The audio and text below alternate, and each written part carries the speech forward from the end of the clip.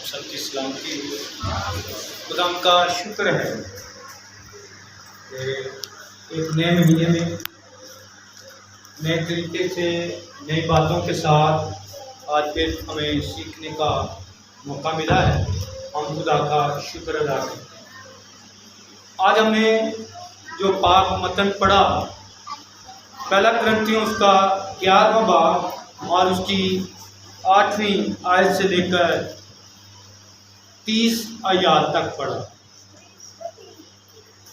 ये आयात हमारे लिए बायस से बरकत बनती है। और जिस बात पर आज मैं आपकी तवज्जो चाहूँगा वो 29वीं आयत है, जहाँ पर लिखा है, क्योंकि जो खाते पीते वक्त खुदाम के बदन को ना पहचाने, जो खाते पीते वक्त खुदाम के बदन को ना पहचाने, वो इस खाने पीने से सजा पाएगा। क्या करेगा? वो सजा पाएगा। मैं सोच रहा था जब मैंने इस आयत को पढ़ा कि खुदा किस तरह की या किस किस्म की खुदा सजा हमें दे सकता है। यूं तो बहुत सारे वाकयात हैं कि जब खुदा ने इंसान को सजा दी, कभी पानी से सजा दी, तो कभी जमीन फटी और इंसान उसमें गर्क हुआ, कभी तूफानों के सबब से इंसान सजा याफ्ता हुआ, और कभी कभार इंसान को सजा मुख्तलिफ तरीकों से मिली। तो यहाँ पर जो पाक शाह के बारे में आज हम सीखेंगे कि खुदा पाक इंसान को किस किस्म की सजा दे सकता है, क्या क्या नौयत हो सकती है। हम सजा देने के लिए कभी कभार बच्चों को खड़ा कर देते हैं या उनको खाना सर्व नहीं करते। मुख्तलिफ तरीके हैं बच्चों को सिखाने के लिए, बच्चों को सजा देने के लिए। पहली बात जो मैं आज आपके सामने रखूंगा, इब्तदाई कलीसिया की रखूंगा। खरूज उसका 20वां बाब पढ़ें और 20वें बाब की जब 8वीं आयत से लेकर 11वीं आयत तक पढ़ेंगे तो यहाँ पर लिखा है कि तू याद करके सब्त का दिन पाक मान, तो मैं तेरी रोटी और पानी पर बरकत दूंगा। और साथ में तफसील लिखी, एक डिटेल दी गई, और वो डिटेल ये है, तूने क्या करना है, 6 दिन तक तू काम करना और 7वें दिन तेरे खुदा का क्या होगा? सबत होगा। 7वें दिन क्या होगा? खुदाम तेरे खुदा का सबत होगा। और इस सबत में क्या करना? तू खुदाम की इबादत कर, याद करके। बहुत सारे काम होंगे, आपने सेटिंग की होगी, आपने अपने दिमाग में अपने डायरी तैयार की होगी, लेकिन उन तमाम चीज़ों के साथ साथ खुदा का कलाम ये हमें बयान करता है कि हम उस डायरी को भूल जाएं, उन तमाम तर हमारे तजीहाती कामों को भूलकर हम आसान और मुयस्सर बरकत के लिए खुदा के पास आए। और वो क्या है? सबसे पहला सवाल जो हमारी जिंदगी में आता है कि खुदा ने क्यों कहा इंसान को कि वो खुदा की इबादत करे। और मसीह 7वें दिन यानी 8वें दिन क्यों इबादत करते हैं? हफ्ते का पहला दिन इबादत करते हैं। और इस इबादत का तरीकाकार जो हमारे चर्च में है, जिसमें हम दुआएं मांगते हैं, खुदा की हम्द करते हैं, हम खुदा के पाक कलाम में से भेद पढ़ते हैं, सुनते हैं, उसकी तफसीर तफसीर से इस्तिफादा हासिल करते हैं और अपने हदिया जात शुक्रगुजारी के तौर पर खुदा के हजूर पेश करते हैं। ये इबादत का निज़ाम। खुदा ने खुद मुकर्रर किया, किसी इंसान का मुकर्रर किया हुआ नहीं। रूत 20वां बाब और उसकी 8वीं आयत से 11वीं आयत तक पढ़ेंगे तो वहां पर क्या लिखा हुआ है, तू याद करके सब्त का दिन पाक मानना। ये जाहिर करता है कि ये इबादत का दिन किसी इंसान ने मुकर्रर नहीं किया, बल्कि इसका बराह रास्त ताल्लुक खुदा के साथ है। और जो इस ताल्लुक को तोड़ते हैं, जो इस कानून को तोड़ते हैं, उनके लिए खुदा का कलाम ये कहता है कि वो सजा पाएगा। और ये सजा सबसे पहली सजा जो एक दुनियावी तौर पर हमारी जिंदगी में आ सकती है, वो जिस्मानी और रूहानी खुराक की है। क्योंकि खुदा ने इबादत के साथ ये ताल्लुक जोड़ दिया कि जो याद करेगा और अपने दुनियावी काम को छोड़कर खुदा की इबादत करेगा, खुदा उसको बरकत देगा। और वो बरकत ये है कि उसकी रोटी और पानी।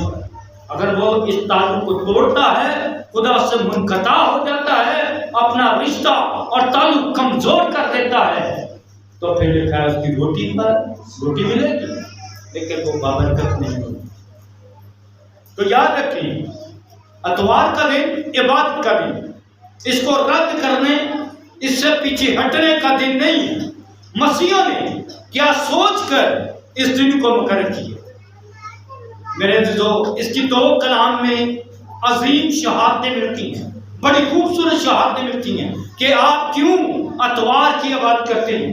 मैं बड़े वसूख के साथ कह सकता हूँ कि हमारा चर्च अतवार की इबादत को अहमियत देता है, अतवार की इबादत पर पूरा यकीन रखता है और कलाम के मुताबिक यकीन रखता है। पहली गवाही जो खुदा के कलाम से हमें मिलती है कि क्यों हम इतवार को इबादत करें, क्यों हम खुदा के पास आए, अपने दुनियावी कामों को, अपने जरूरी कामों को छोड़कर, अपने जरूरी और इस कदर इंतहाई कामों को छोड़कर भी आप खुदा की तरफ क्यों आते हैं, इतवार की इबादत में क्यों शरीक होते हैं, ये जानना बहुत जरूरी है।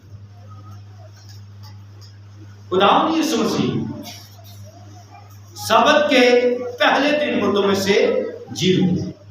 वो उठते वक्त खुदा का कलाम बयान करता है कि खुदावंद यीशु मसीह मुर्दों में से जी उठे। तो ये पहला दिन यानी इतवार का दिन इसलिए अहमियत का हामिल है, खुदा ने इस दिन को बरकत दी है कि खुदावंद यीशु मसीह इस दिन क्या हुए, मुर्दों में से जी उठे हैं। इसलिए मसीह इसे पाक दिन मानते हैं, इसलिए ये बरकत का दिन है, इसलिए ये हमारे लिए इंतहाई मुसरत का दिन भी है, खुशी का दिन है। तमाम मज़ाहिब में कोई ना कोई दिन मौजूद है जिसमें वो इबादत करते हैं। किसी दिन में जुमे का दिन है, किसी मजहब में आते के लिए बुध का दिन है, किसी दौर या किसी पैरोकारों के नजदीक सोमवार का दिन यानी पीर का दिन बड़ा अहम है। कई लोगों के नजदीक जुमेरात का दिन उनकी इबादत का दिन है, लेकिन मसीहियों के लिए हर एक दिन इबादत का है, लेकिन इतवार का दिन उनके लिए मसरत और खुशी का दिन है। क्यों? क्योंकि खुदावंद यीशु मसीह मुर्दों में से जी उठे। दूसरी बाइबली शहादत जो कलाम के अंदर में से मिलती है, अंदरूनी शहादत है कि हम अतवार के दिन इबादत क्यों करें, क्यों इसको इतना अहमियत देते हैं आप, क्यों तमाम काम छोड़कर खुदा के हजूर आ जाते हैं, खुदा की इबादत के लिए आ जाते हैं। जब आप अमाल की किताब उसका पहला बाब पढ़ेंगे तो वहां पर लिखा है खुदा के कलाम में कि ईद पेंतिकोस्त का दिन था, तमाम वहां पर मौजूद थे, 120 की जमात मौजूद थी, दुआएं कर रहे हैं, खुदा के हजूर सजदों में गए हुए हैं, खुदा की हम्द कर रहे हैं। और क्या होता है, लिखा है जो माहौल वहां पर बयान किया गया है, आंधी का सन्नाटा, खामोशी, दुआओं के साथ एक लगन, एक जैसी आवाज, और ये आग से फटती हुई ज़बानें उन पर ठहर जाती हैं। वो पहला दिन था, वो इतवार का दिन था। खुदा का कलाम बयान करता है जब रूह कुद्स नाज़िल हुआ। खुदा यीशु मसीह का वो वादा जो यूहन्ना की अंजील के 14वें बाब में है कि रूह कुछ तुम पर नाजिल होगा, एमाल की किताब में कुव्वत का लिबास तुम्हें मिलेगा। ये तमाम बातों का यकीनी और खुदा के कलाम की मिसल का पूरा होना ये जाहिर करता है कि अतवार का दिन हमारे लिए कितना अहम है। अतवार का दिन मसीहों के लिए कितनी बरकत का दिन है। खुदा यीशु मसीह का जी उठना, खुदा यीशु मसीह के वसीला से रूह कुछ का नज़ूल होना हमारे लिए बड़ा अहम है।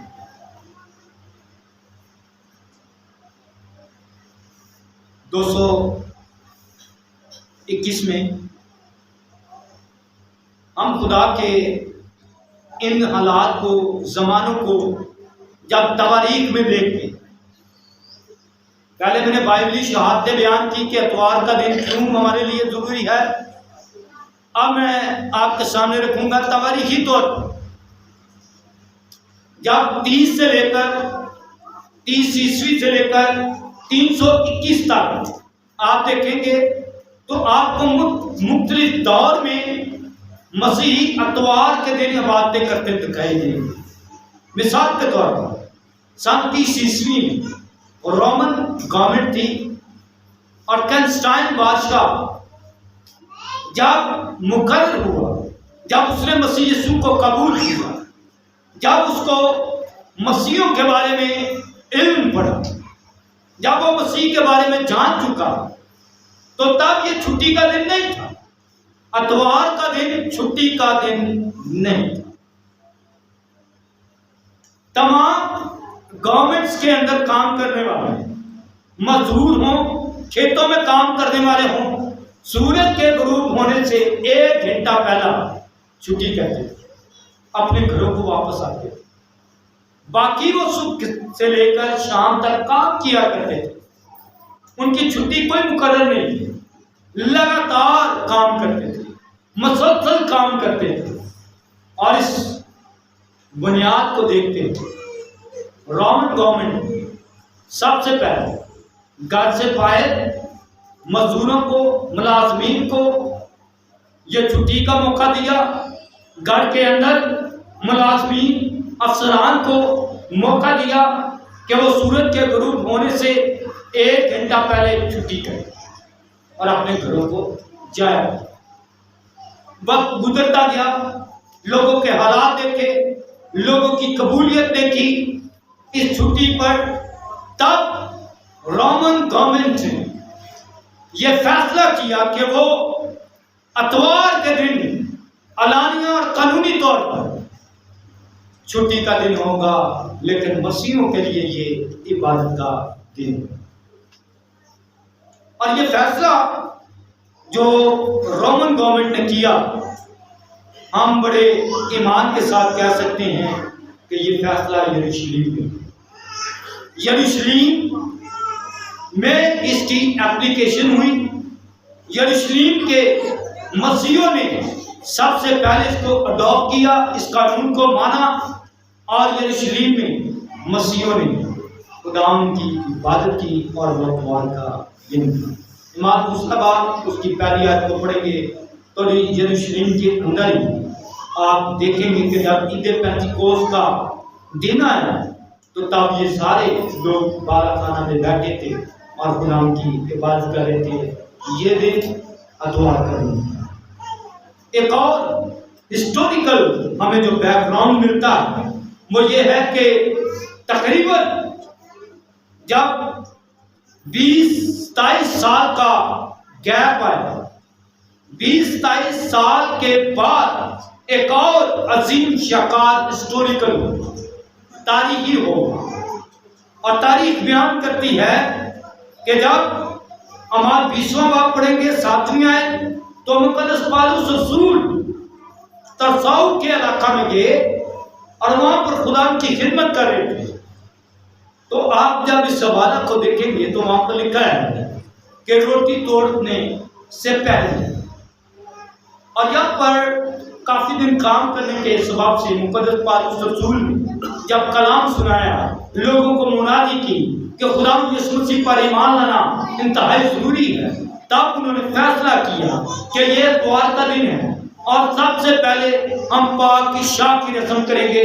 और शाम के वक्त जब आप ईमान दूसरा बाब चौथा बाब पढ़ेंगे तो ये ज़ियारतें हुआ करती थी, एक दूसरे की दावत किया करते थे। तारीख ये बयान करती है कुछ ऐसे नाम कलाम पाक में आए हैं जो अमीर थे, जो रईस थे या खाते पीते थे, वो शाम को मसीहों की अपने घर में दावत किया करते थे, जिसे पाक रफाकर या ज़ियाफत कहा जाता है। लेकिन पाक की शाह की रस्म जो है वो सुबह के वक्त किया करते थे।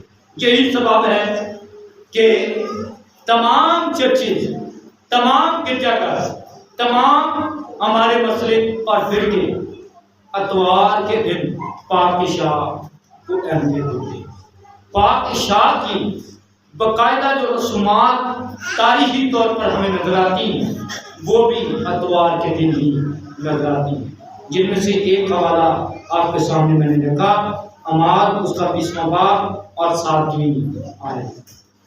अतवार के दिन की अहमियत ये है कि जब मुकद्दस पौलुस रसूल करंथियों में गए तो करंथस के इलाका में जाते हुए ईमानदारों को कहा कि सबत के पहले दिन अपनी आमदन के मुआफिक हदिया जात को जमा किया। चंदे इकट्ठे करने तो वो लोगों की हैसियत और उनकी जेब के मुताबिक अतवार के दिन जमा किए जाए। इसलिए मेरे जो खुदा का कलाम कहता है, क्योंकि जो खाते पीते वक्त खुदा के बदन को ना पहचाने वो क्या करेगा, सजा पाएगा। हम रद्द कर देते इस दिन को, हम छोड़ देते इस दिन को, हम खास तौर पर पाक की शाह के लिए अपने आप को तैयार नहीं कर पाते।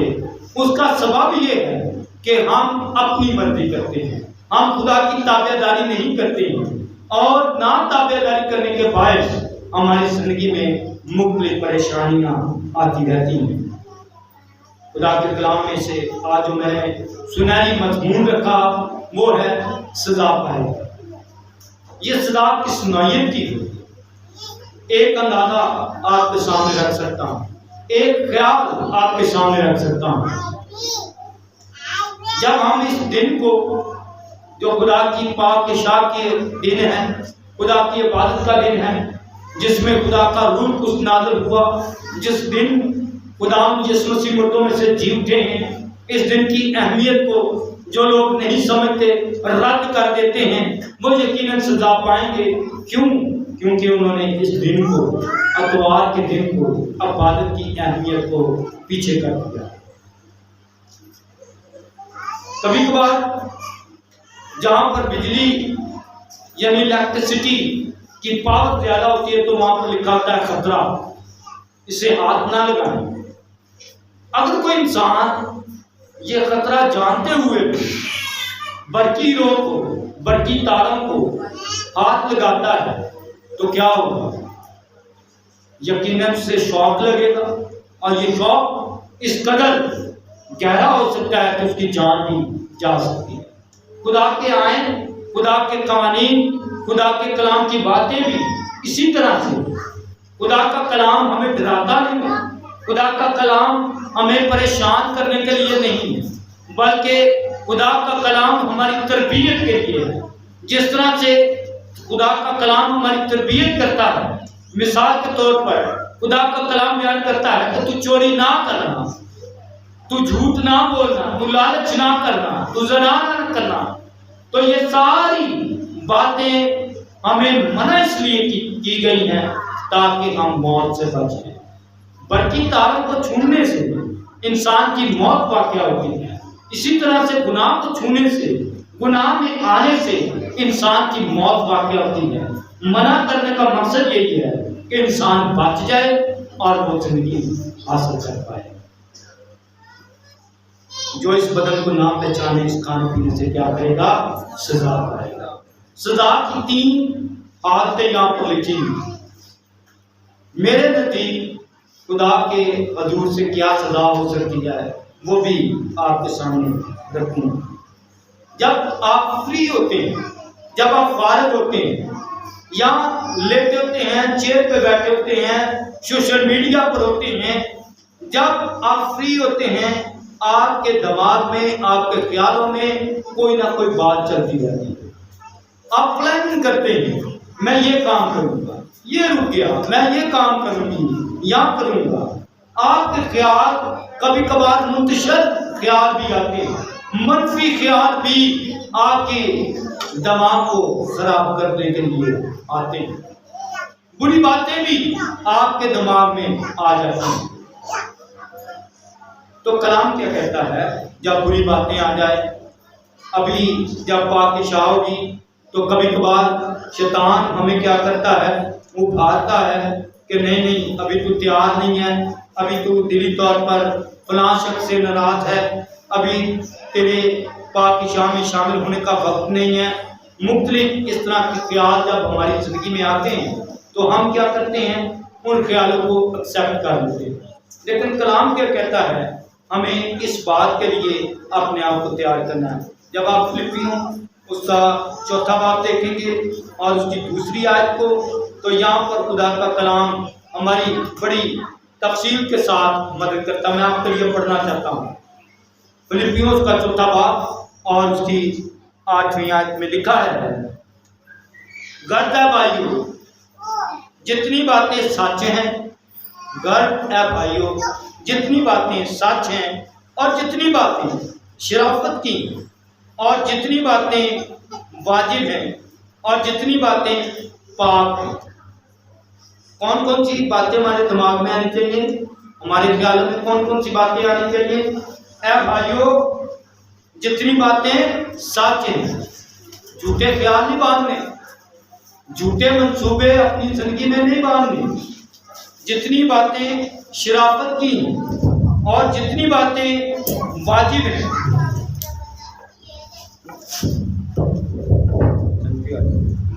शुक्रिया जी साहब, जितनी बातें पाक हैं, जितनी बातें शराफत की हैं, और जितनी बातें पसंदीदा हैं, जितनी बातें पसंदीदा हैं। पाकिशाह की मेज पर आने से पहले अपने आप को चेक करें, परखें अपने आप कि हमारे ख्यालों में कौन से ख्याल आते हैं। यहाँ पर जो पसंदीदा ख्याल है वो हमारी मर्जी का नहीं होने चाहिए, हमारा एक म्यार है। खुदा ने हमारी जिंदगी का, रूहानी जिंदगी का एक म्यार सेट किया है, और वो म्यार है खुदा का कलाम। वो म्यार क्या है? खुदा का कलाम हमारी जिंदगी का म्यार है।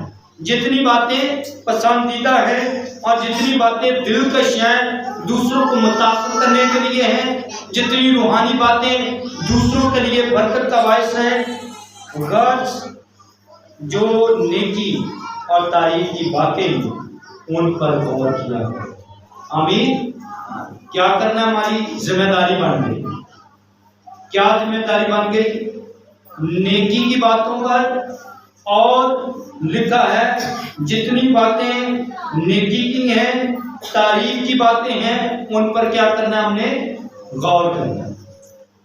गौर करेंगे तो फिर ये ख्यालात, बुरे ख्यालात आपकी जिंदगी से जाते रहेंगे। बुरे ख्याल आपकी जिंदगी को बिगाड़ेंगे नहीं। गौर करना, और गौर करने से मुराद क्या है? यहाँ पर पहला ग्रंथियों 11वें बाब में भी लिखा है कि हम अगर इस खाने पीने को ना पहचाने, मसीह के बदन को ना पहचाने, तो क्या पाएंगे? सजा पाएंगे। अब इस बात के लिए अपने आप को तैयार करें कि क्या मैं इस पाकिशाह को खाने या इसको पीने के स्वभाव से सजा पाऊंगा या बरकत पाऊंगा? चैलेंज आपके सामने है। गौर करेंगे तो यकीनन आप अपने अंदर आसानी के साथ फैसला कर पाएंगे। और यहाँ पर लिखा है, जो खुदा के बदन को ना पहचाने, इस खाने पीने से सजा है। और वो सजा पहली क्या है? लिखा, तुम में से बतेरे कमजोर, ईमान की कमजोरी आ जाती है। कमजोरी कौन सी आएगी इंसान के अंदर? ईमान की। इसके साथ मिलती जुलती काफी बातें होंगी जो आपको कमजोर करने के लिए, काम इत्तेकादी इंसान को खुदा से कमजोर कर देती, पीछे कर देती, रूहानी तौर पर इंसान कमजोर हो जाता है।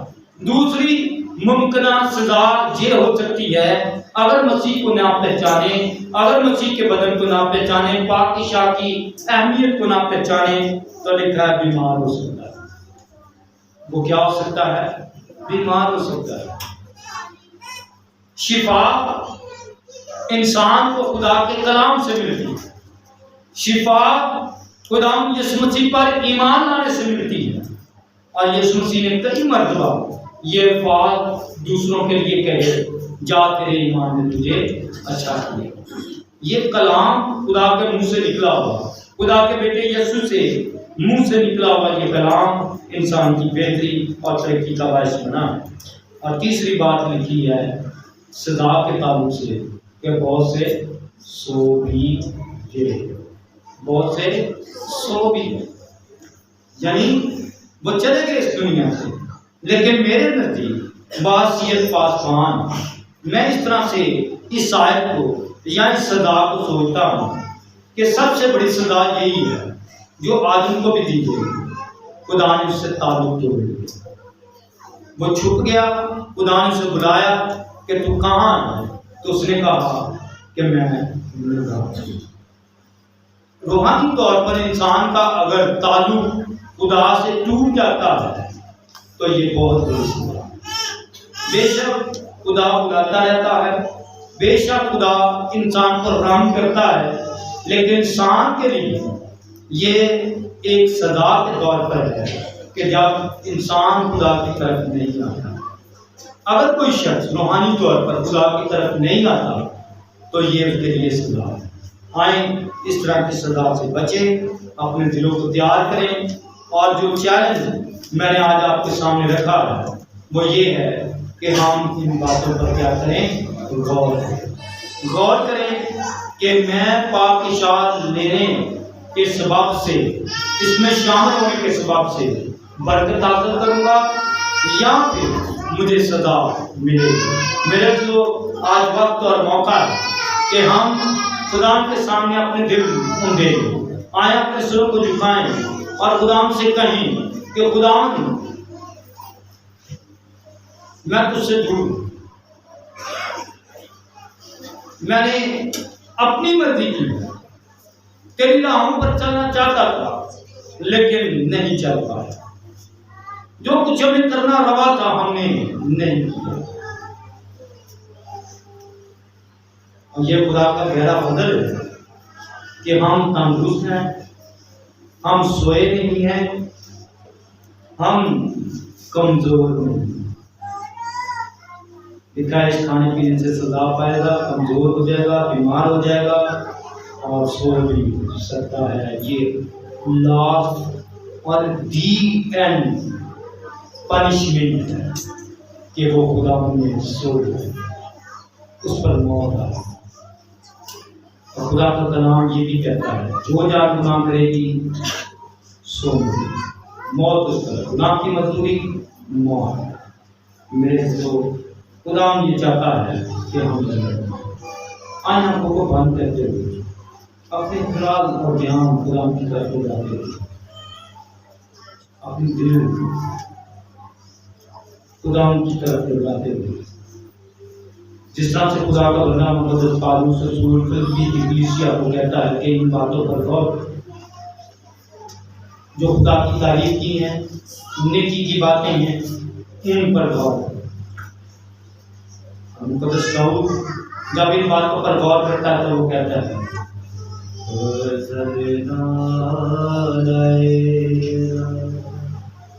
बख्श गुनाह सब मेरे, मांगू फजल रहम कर, सुने होते मेरे, मांगू फजल रहम कर, सुने होते मेरे, फजल ना